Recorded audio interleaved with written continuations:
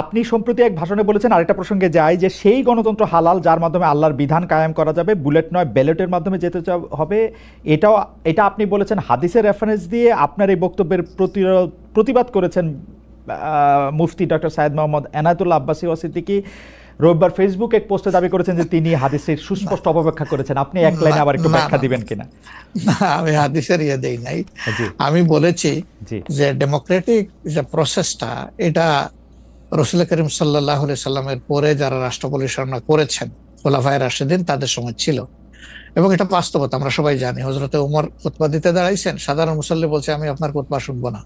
কেন শুনবেন না? ওই যে আমরা কুশাগার থেকে কাপড় পাইলাম, আমার কাপড়ে লম্বা জামা হইলো না, আপনারটাই লম্বা জামা হইলো কেমনে? এই তো সেম কাপড় দেখতেছি।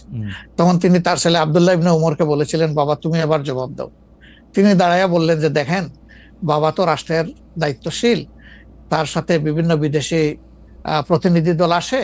এই রাষ্ট্রের সম্মানে আমি বাবাকে বলেছিলাম যে বাবা, আমাদের পোশাক 2 টুকরা করে কাটার দরকার নাই, আপনি অনুমতি দিলে আমি কুশাগারকে রিকোয়েস্ট করতে চাই যে আমাদের 2 পিস না কেটে দিয়ে দেওয়ার জন্য, সেটা দিয়ে আপনি জামা বানাবেন। তো আমার বাবা এবং আমার 2 পিস মিলে উনার 1 পিস হয়েছে, এবং তাই উনার জামা লম্বা। তো লোকটা বসে আল্লাহ শুকরিয়া আদায় করে বললেন যে খলিফাতুল মুসলিমিন, এবার আপনি আপনার খুতবা দেন, আমি শুনবো, মন ভরে শুনবো। তো এই দেখেন, এটাই তো বিউটি অফ ডেমোক্রেসি। ওই যে আপনি ফ্রিডম অফ এক্সপ্রেশন বললেন, এর চাইতে ভালো ফ্রিডম অফ এক্সপ্রেশন কোথায় পাবেন আপনি? আমি বলেছি যে না, গণতন্ত্র হচ্ছে এটা কোনো ইজম না, এটা আপনি নিজেও জানেন।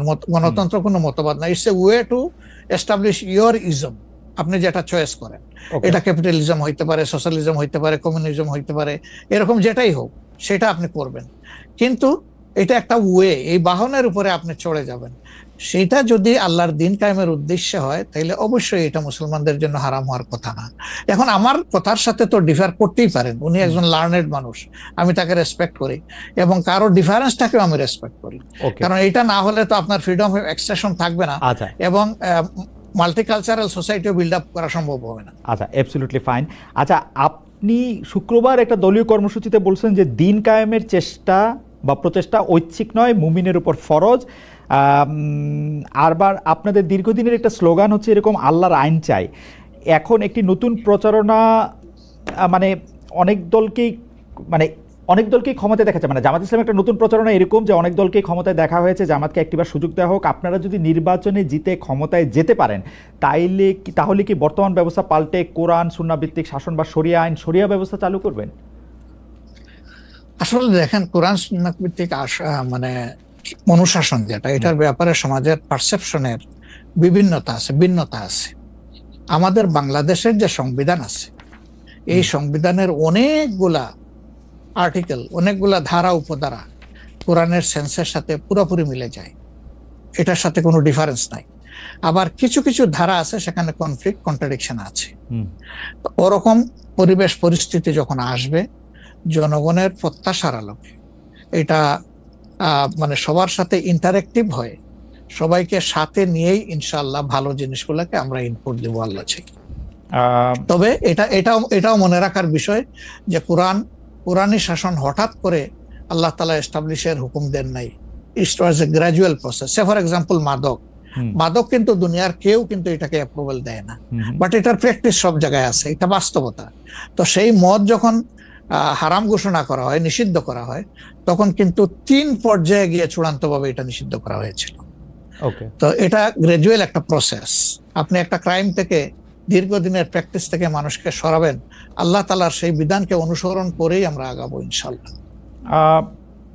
5 আগস্টের পর থেকে বিএনপির পক্ষ থেকে যেহেতু জাতীয় নির্বাচনের দাবি জানানো হয়েছিল, এটা নিয়ে অনেক তাদেরকে রঙ্গব্যঙ্গ করা হয়েছে।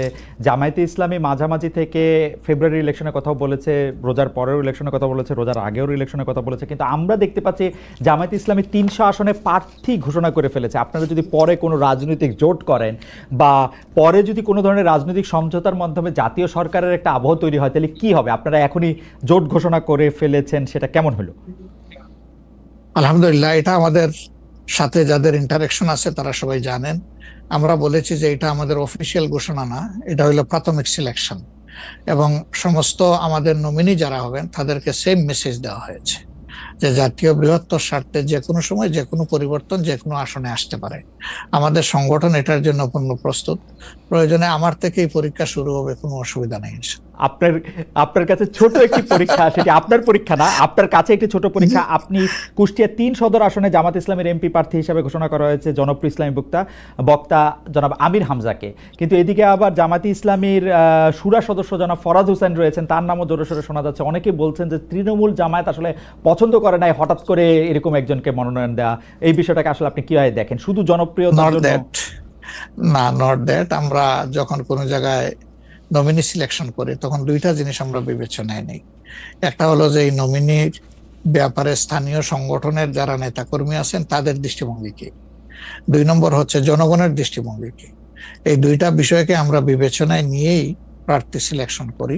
এবং এটা যেগুলা শুনতেছেন, অনেক সময় আমাদেরকে অতি ভালোবাসেন যারা, ওই যে আপনি একবার আমাকে জিজ্ঞেস করলেন যে আপনাদের ব্যাপারে এত বিরোধিতা করে কেন, আমি বলছিলাম যে তারা অত ভালোবাসে তো অনেক বেশি, এই জন্য আমাদেরকে নিয়ে কসলাইতে হবে। জনাব আমির হামজার বিরুদ্ধে যে দুটি বক্তব্য বেশি সামনে আসছে, তিনি একবার বলেছিলেন যে তার 14 গোষ্ঠী সবাই আওয়ামী লীগ করেন। 2 নম্বর হচ্ছে যে এই জুন মাসেও জনাব আমির হামজা নিজ এলাকায় মোটরসাইকেল শোডাউন করেছেন, যেই শোডাউনের রাজনীতি অ্যাপারেন্টলি আপনারা উৎসাহ দেন না, কিন্তু তাকে এটি করতে দেখা যাচ্ছে। হ্যাঁ, আমরা তার দৃষ্টি আকর্ষণ করেছি।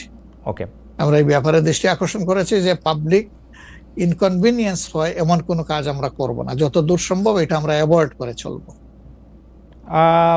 এটা আচ্ছা, আমরা আরেকটা প্রসঙ্গে আসি যে লন্ডনে ডক্টর মোহাম্মদ ইউনূস এবং জনাব তারেক রহমানের বৈঠকের পর যৌথ বিবৃতির প্রসঙ্গে জামায়াতে ইসলামী একটা শক্ত অবস্থান নিয়েছে। তারা বলেছে যে বৈঠককে তারা স্বাগত জানিয়েছেন, কিন্তু যৌথ বিবৃতিটা তারা পছন্দ করেন নাই। এই কারণে জাতীয় ঐক্যমত্য কমিশনে তাদের অংশগ্রহণও তারা একদিনের জন্য বয়কট করেছেন, মানে আপনারা বয়কট করেছেন। পরে আবার ডক্টর মোহাম্মদ ইউনূস আপনাকে ফোন করেন এবং সেই টেলিফোনের পরে আপনি ডক্টর মোহাম্মদ ইউনূস টেলিফোনে কি বলেছিলেন আপনাকে, সেটাকে আমাদের একটু বলা যাবে? না, উনি আসলে সেখানকার পরিবেশটাই তুলে ধরেছেন সামগ্রিকভাবে যে কেন উনি এটা করতে গেলেন। আমাদের কনসার্নের জায়গা ছিল যে তিনি নির্বাচনের একটা টাইম লাইন, ডেট না, একটা টাইম লাইন ঘোষণা করেছিলেন যে এইটা 1st half of April কোনো একটা সময়ে নির্বাচন অনুষ্ঠিত হবে এবং নির্বাচন কমিশন সেই ব্যাপারে তারিখ নির্ধারণ করে তারা শিডিউল দেবে। এটা কিন্তু সবগুলা দলের সাথে সিরিজ অফ টকের পরে, উনি সরাসরি আলোচনার পরে এটা করেছিলেন। এরপরে তিনি লন্ডনে গিয়েছেন। তারেক রহমান সাহেব যেহেতু দেশে নেই এবং তিনি কার্যত বিএনপির এখন হইলেন নির্বাহী প্রধান, ভারপ্রাপ্ত চেয়ারম্যান, তার সাথে একটা বৈঠক হওয়াই উচিত, হইতেই পারে। এটা তো ভালো, এটা খারাপ কি? রাজনীতিতে ডায়ালগই তো উত্তম সমাধান। এবং বিএনপির কিছু কনসার্ন ছিল, তার সাথে আলোচনার মাধ্যমে সেটা যদি দূর হয় এটা তো ভালো, জাতীয় জীবনের জন্য ভালো, জাতীয় রাজনীতির জন্য ভালো। কিন্তু যেটা সকল দলের সাথে আলোচনা করে তিনি একটা টাইম লাইন দিলেন, শুধুমাত্র একটা দলের সাথে আলোচনা করে সেটা থেকে এইভাবে তার প্রকাশ্যে ঘোষণা দেওয়া, যদিও তিনি ডেফিনেটলি বলেন নাই যে রমজানের আগেই হবে, তিনি বলেছেন যদি এই জিনিস ফুলফিল করা যায় তাইলে সেটা আগেও চিন্তা করা যেতে পারে, কিন্তু সেটা ভালো হতো। আমাদের বক্তব্য হচ্ছে ভালো হতো দেশে এসে তিনি তাকে বলতেন যে আমি সম্মানের সাথে আপনার কথা শুনলাম, আমি মনে করি আপনার কথাগুলা লজিক্যাল, আমি দেশে গিয়ে আবার দলগুলোর সাথে একটু আলাপ করবো, করে এটাকে কিভাবে শেপ দেওয়া যায় আমি চিন্তা করবো, আপনি আমার উপর আস্থা রাখতে পারেন। That was good. কিন্তু এটা না করে সেখানে এটা ঘোষণা দেওয়াটাকে আমরা সঠিক মনে করি নাই। আমরা মনে করি যে ক্ষমতার ভারসাম্য একদিকে হেলে গিয়েছে এবং জাতি একটা রং মেসেজ পেয়েছে। এই জন্য আমরা আমাদের এই পর্যায়ে এটা আমার একটা প্রশ্ন, আপনার কাছে কি মনে হয় পরবর্তী জাতীয় সংসদ নির্বাচন আসলে কোন দিন কোন মাসে হবে? আমি ঠিক এটা জানি না, তবে আমি মনে করি যে এটা এপ্রিল পাড়ি দেবে না কোনো অবস্থায়। আর ফেব্রুয়ারিতে হলে আমি বলেছি সবার আগে, আপনি বলেছেন যে হ্যাঁ, যে ফেব্রুয়ারিতে হলে এটা বেস্ট, কারণ এই সিজনটা আমাদের জন্য কমফোর্টেবল সিজন ইলেকশনের জন্য। আপনার কাছে কি মনে হয় আপনার মনে কি এরকম একটা সম্ভাবনা আপনি দেখতে পান যে এটা রমজানের পরেও আসলে যেতে পারে? সেই ক্ষেত্রে রমজানের সময় আপনাদের ক্যাম্পেইন করতে হবে। বেশিরভাগ সময় আমরা দেখি যে রমজানের সময় ধর্মপ্রাণ মুসলমানদের অনেকেই আসলে দুনিয়াবি কোনো জিনিসের মধ্যে থাকতে চান না, সেই ক্ষেত্রে ভোটের মানে এখনো কি? আমার মনে হয় যে রমজানে তো আমরা সব ধরনের সব কাজই তো করি, কাজ তো আমরা বাদ দিই না কোনো, রাইট? অফিস আদালত ব্যবসা বাণিজ্য সবই তো করি, খেত খামার যার যেটা আছে। রমজান আমাদের জন্য কোনো সমস্যা না, রমজান কারোর জন্যই সমস্যা হওয়া উচিত না। ওকে, কোন দল বলেছেন যে রমজানে ক্যাম্পেইন করতে গেলে অনেক ইফতার মাহফিল হবে, সেখানে প্রচুর টাকা খরচ করতে হবে, আপনি করবেন না। আপনি ইফতার মাহফিলে মেহমান হিসাবে গিয়ে খেয়ে আসবেন, দোয়া করে দিয়ে আসবেন, অসুবিধা কি? আপনাকে টাকা খরচ করতে হবে কেন? ওই সময় তো এমনিও টাকা খরচ করা ঠিক না, শিডিউল ডিক্লারেশন হয়ে যাওয়ার পরে মানুষকে খাওয়ানো ঠিক না। আপনি খাবেন, অসুবিধা কি? দাওয়াত দিলে যাবেন, খাবেন, কথা বলবেন, মিশবেন, হাত মিলাবেন, এটাও আপনার নির্বাচনী কাজকে আগাবে, কোনো সমস্যা তো নাই। আপনি কোনটা প্রেফার করবেন, মানে ইলেকশনের ডেট ফেব্রুয়ারি অর এপ্রিল? আমরা তো প্রেফার করে বলেছি বেস্ট হইলো ফেব্রুয়ারি, কিন্তু এপ্রিলে হইলে কোনো অসুবিধা নাই। আমরা মনে করি এপ্রিলে হইলে অসুবিধা নাই, তবে এটা ক্রস করা উচিত নয়। এপ্রিল ক্রস করা উচিত না, কোনো অবস্থায় উচিত হবে না। আপনি কি মনে করেন, এখন যদি নির্বাচন কমিশন বলে যে তারা ডিসেম্বরে নির্বাচন দিতে চান, তাইলে কি আপনারা আপত্তি জানাবেন না আপনাদের এটা? হ্যাঁ, না, আমরা ওই যে 2-3টা জিনিস বলেছি, যে বেসিক রিফর্ম, তারপরে হচ্ছে আপনার দৃশ্যমান বিচার, প্রবাসীদের ভোট ইনকর্পোরেট করা, এই 3টা জিনিস যদি আমরা মিনিমাম পাই, তাহলে ডিসেম্বর কেন, সামনের মাসে হইলে আমাদের কোনো আপত্তি নেই। ডিসেম্বর আমাদের দর্শক, আর আমরা দেখেন মূল থেকে কখনো বলি নাই যে এই মাসে হতেই হবে, এই শব্দ কিন্তু কখনো আমরা উচ্চারণ করিনি। আমরা এই ব্যাপারে ফ্লেক্সিবল। আমরা প্রধান উপদেষ্টার কমিটমেন্টের উপরে রেসপেক্ট শো করতে চাই। উনি বলেছিলেন ডিসেম্বর এই বছর অথবা আগামী বছরের জুনের মাঝখানে যে কোনো সময় তিনি নির্বাচন দিবেন। তা আমরা দেখতে চাই যে তিনি তার কথার উপরে আছেন। তবে এটাও ঠিক যে মে জুন এইগুলা কিন্তু ইলেকশনের জন্য কোনো ফেভারেবল টাইম না। ইভেন এপ্রিলটাও একটু কষ্ট হবে, এই ব্যাপারে বলার অপেক্ষা রাখে না। ফেব্রুয়ারির চাইতে এপ্রিলে কিন্তু একটু কষ্ট বেশি হবে। আপনাকে যেহেতু মানে একটু তাড়াতাড়ি, সেজন্য আমাদের শেষ প্রসঙ্গ সেটা হচ্ছে বিএনপির সাথে জামায়াতে ইসলামীর সম্পর্ক। আমরা দেখেছি যে আপনি এবং আপনাদের দলের নায়েবে আমির, তারা দুজনেই বিএনপির চেয়ারপারসন এবং ভারপ্রাপ্ত চেয়ারপারসন যারা লন্ডনে ছিলেন তাদের সাথে দেখা করেছেন। দেখা করার পরে আমরা রাজনীতিতে একটা ইতিবাচক সুবাতাস দেখেছিলাম। আপনি এসে ফেব্রুয়ারিতে ইলেকশনের কথা বলেছিলেন। এখন আবার ব্যাপারটা আসলে কোন জায়গায়, মানে জামায়াতে ইসলামী বিএনপি কি পরস্পর মুখোমুখি অবস্থায় আছে? তাদের মধ্যে কি আবার একটা সদ্ভাব, মানে আসলে অবস্থাটা কি এখন? না, আসলে সমস্যাটা আমাদের না, সমস্যা আপনাদের। আচ্ছা, মিডিয়ায় যারা আছেন তাদের। আচ্ছা, আমরা তো মুখোমুখি না, আমরা তো পাশাপাশি আছি। তো ওকে, আমরা এই যে ঐকমত্য কমিশন বলেন বা অন্যান্য মিটিং গুলা বলেন বা আমাদের নিজেদের মধ্যে কথাবার্তা বলেন, আমরা তো কোনটা বন্ধ রাখি নাই, আমরা সবটাই আছি। কিন্তু কতিপয় মিডিয়া, সবাই না, এই কুচায় কুচাইয়া টেনে টেনে সুতা বাইর করে কোথায় একটু বিএনপির মুখোমুখি জামাত হবে, জামাতের মুখোমুখি বিএনপি হবে। এটার মধ্যে জাতির কি কল্যাণ আছে আমরা বুঝতে পারি না। আমাদের তো ওরকম কোনো রেশারেশির সম্পর্ক নাই। আমি হচ্ছে যে দুটা, খালি আপনি মিডিয়ার কথা বলছেন, ভালো করছেন। এখন আমরা তো আসলে মানে মিডিয়া থেকে অনেক সময় তথ্য নেই।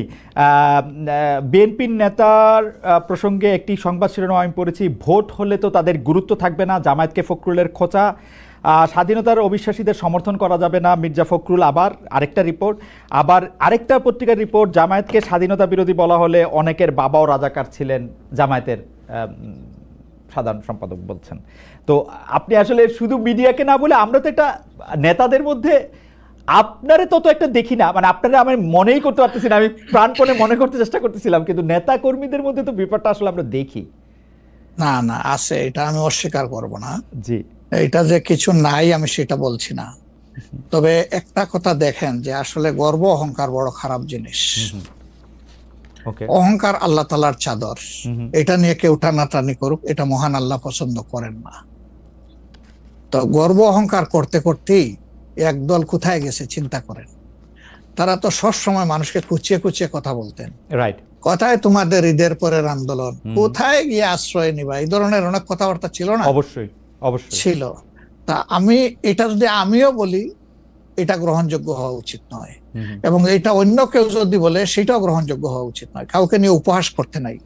আপনাকে নিশ্চিত থাকতে হবে আপনি যাকে নিয়ে উপহাস করছেন, আল্লাহ একদিন তার কাছেই আপনাকে নিয়ে দাঁড় করাবেন, এবং তখন আপনি লজ্জিত হবেন। তো আমাদের কারোই এমন কথা বলা উচিত না যে এই কথাটা বলে এরপরে আপনার মুখের দিকে তাকাই আমি হাসতে পারবো না, এমন কোনো কথা বলা উচিত। 10:42 বাজে, আমি কি একটা ছোট্ট প্রশ্ন আর করবো 2-1 মিনিটের মধ্যে, এটা উত্তর দিতে পারবেন? প্লিজ। সেটা হচ্ছে যে ইলেকশনের আগে তো অনেক ধরনের কথাই আসে কেউ কেউ একটা জরিপ করে, কেউ কেউ নিজস্ব। আপনারা কি নিজস্ব কোনো জরিপ করেছেন আপনাদের আসন বা আপনাদের পপুলার ভোট বা পপুলারিটির ব্যাপারে? কেউ কেউ বলছেন এবার আপনারা 91-এর বিএনপি যেমন আওয়ামী লীগকে কাঁদিয়ে ক্ষমতা পেয়ে গেছিল, এইবারও আপনাদের এরকম একটা হইতে পারে, এটা কি আপনার মনে হয়? যে মানে মহান আল্লাহ সবচেয়ে ভালো জানেন, তবে আমরা জরিপ করেছি এবং আরো করব। আচ্ছা, আমরা যখন জরিপ করি তখন নির্বাচনী কোনো আবহ সৃষ্টি হয় নাই, সেটা ছিল নভেম্বর ডিসেম্বরে। আর আমরা এখন নির্বাচনী আবহ কিছুটা এসেছে, সকল অ্যাক্টর এখন ময়দানে কম বেশি ভিজিবল হবেন, তারপরে ইনশাল্লাহ আমরা জরিপ করব। তখন বোঝা যাবে যে আগের মূল্যায়ন আর পরের মূল্যায়নের মাঝে তফাৎটা কতটুকু। আর যেটা বললেন যে কাউকে কাঁদ দিয়ে খাওয়ার ক্ষমতায় যাওয়া, আমরা ভাই আসলে ক্ষমতায় যাওয়ার বিষয়টা দেখি না। আমরা দেখি যে এটা একটা বিশাল দায়িত্বের বোঝা। আল্লাহ যদি কখনো সে কাজের জন্য আমাদেরকে কবুল করেন, তাহলে আমরা শাসক নয় ভাই, দোয়া করেন আমরা যেন মানুষের সেবক হতে পারি। আপনাকে অনেক ধন্যবাদ। আমি শুধু শেষ কথা আপনার কাছ থেকে একটু জানতে চাইবো যে আপনি মনে করতেছেন এপ্রিলের পরে হয়তো নির্বাচন চাবেন না, ফেভার করতেছেন হচ্ছে ফেব্রুয়ারিতে হতে। আপনি কি আমাদের দর্শকদের উদ্দেশ্যে কিছু বলবেন, যাতে একটা নির্বাচনী বা গণতান্ত্রিক আবহাওয়ার মধ্যে যে যার মতো করে আসলে সৎভাবে তার নির্বাচনী ক্যান্ডিডেট বা তার পছন্দের মানুষ বাছাই করতে পারে? এই প্রসঙ্গে থ্যাংক ইউ আমাকে শেষ সুযোগ দেওয়ার জন্য। অবশ্যই প্রথমে আমি দর্শকদের উদ্দেশ্যে বলবো যে অনেক ত্যাগ এবং তিতিক্ষার বিনিময়ে আমাদের স্বাধীনতা পাওয়া, আমাদের 24-এর এই পরিবর্তন পাওয়া, এটাকে আমরা যেন সঠিকভাবে সম্মান করি, মূল্যায়ন করি, এবং দেশে একটা সুশাসন কায়েমের জন্য অবশ্যই পূর্ব শর্ত হচ্ছে একটা ভালো নির্বাচন, সুষ্ঠু নির্বাচন, গ্রহণযোগ্য নির্বাচন। সেই নির্বাচনের জন্য যে যেখানে আছে সেখান থেকে কোনো অন্যায়কে সমর্থন নয়, বরঞ্চ ন্যায়ের পক্ষ নিয়ে আমরা যেন দাঁড়ায় যেতে পারি। ন্যায়ের পাল্লা যেদিকেই থাকবে আমারও সমর্থনটা সেদিকেই থাকবে। কোনো অন্যায়, সেটা আমার দীর্ঘদিনের সম্পর্ক যদি কারোর সাথে থেকে থাকে, আমি যেন অন্যায়ের সঙ্গী না হই, কেউ যেন অন্যায়ের সঙ্গী না হয়। 2 নম্বর, যেহেতু প্রবাস থেকে আপনার সাথে আমার এই কথা, সেই কারণে আমি অনুরোধ করব যে প্রবাসীদেরকে শুধুমাত্র রিমিটেন্স যোদ্ধা বলে আমাদের দায়িত্ব শেষ হয়ে যায় না, বরঞ্চ প্রবাসীদের সবচেয়ে বড় অধিকার তাদের ভোটের অধিকার। এটা নিশ্চিত করার জন্য আমি আহ্বান জানাবো প্রবাসের যে যেখানে আছেন সেখান থেকে আপনাদের সর্বাত্মক, যেখানে আন্দোলন সম্ভব আন্দোলন, যেখানে চেষ্টা সম্ভব চেষ্টা, আপনারা এটা করতে থাকুন।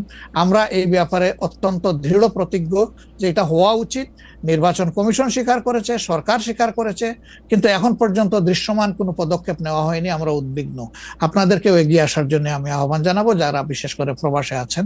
ভোটের অধিকার ছাড়া অনেকগুলো বেসিক জিনিস আছে, আমি বারবার এগুলা বলেছি।